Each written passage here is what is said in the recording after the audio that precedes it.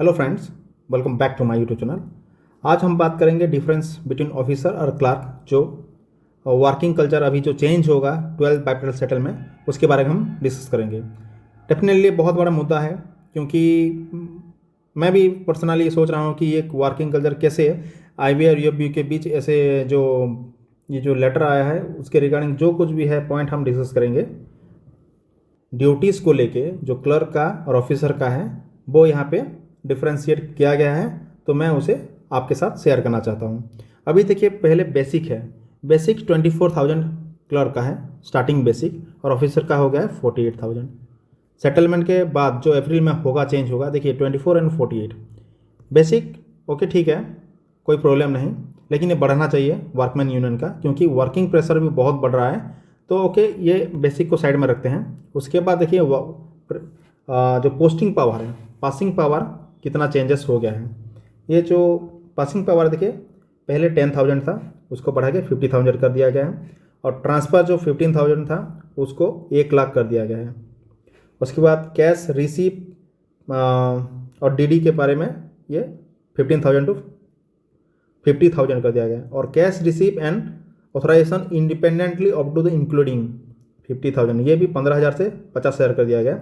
और cash receipt cash counter में no limit, और क्लियरिंग देखिए 1 लाख टू 2 लाख कर दिया गया है, जो कि एक SWA एंड बी क्लॉफ्ट जो मर्ज होने के बाद कस्टमर सर्विस एसोसिएट CSA ये सब पासिंग करेंगे।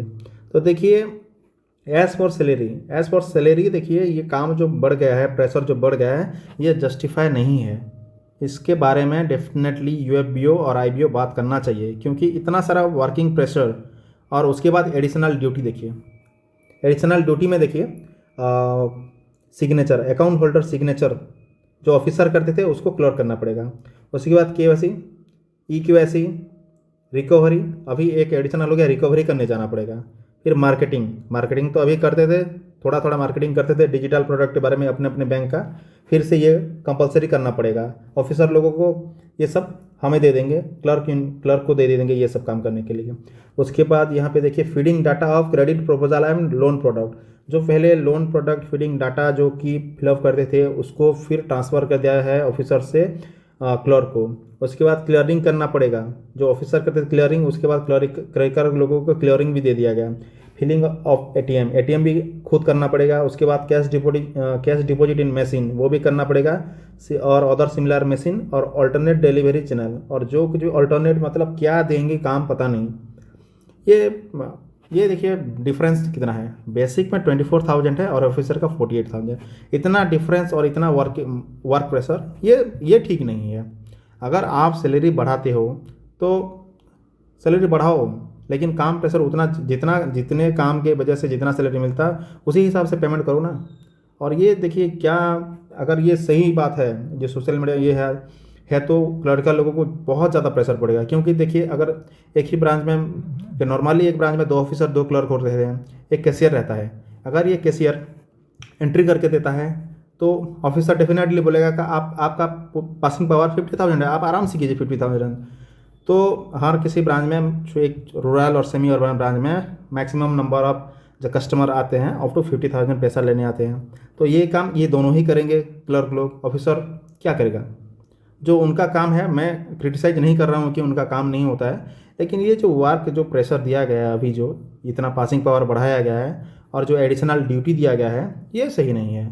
उसके हिसाब से अगर सैलरी बढ़ता है तो एक नॉर्मल जो पहले 6 महीने ये कहा गया है कि जो SWA ज्वाइन करेंगे उसके बाद 6 मंथ के बाद उनको SWB मिल जाएगा, और ये पासिंग पावर सब मिल जाएगा। उसके बाद देखिए वर्कलोड बढ़ेगा। फर्स्ट तो पासिंग पावर में चेंजेस हो गया। उसके बाद वर्कलोड इतना ज़्यादा होगा कि आप अगर 5 बजे निकलना चाहते हैं, और मान के चलिए ऑफिसर आपको बोलते हैं कि ये डाटा फीडिंग करना है, ये SHG का ये लोन का फॉर्म फिलअप करना है, तो क्या करना है? हम ब्रांच से आ भी नहीं सकते, फिर एक्स्ट्रा टाइम बैठना पड़ेगा, और उसका कुछ एडिशनल बेनिफिट हमें नहीं मिलेगा।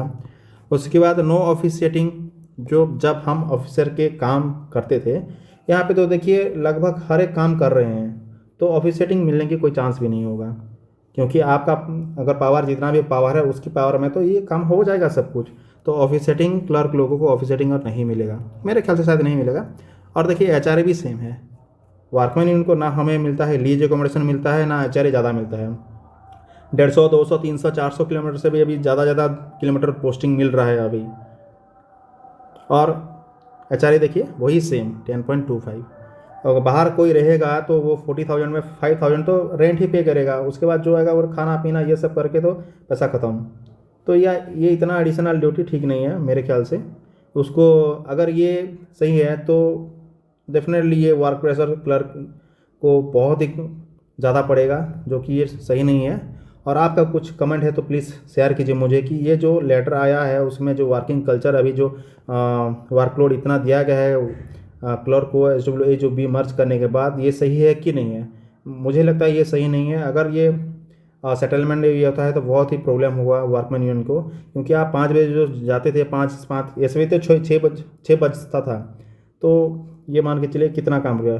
फाइल वगैरह अगर आप फिलअप करोगे, रिकवरी जाओगे, तो ऑफिसर का 50% काम तो आप ही करोगे। और सैलरी देखिए बेसिक में 24,000, यहाँ पे 48,000।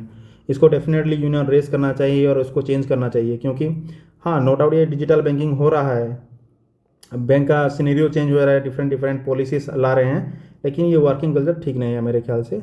और आप लोग बताइए ये ठीक है या नहीं। अगर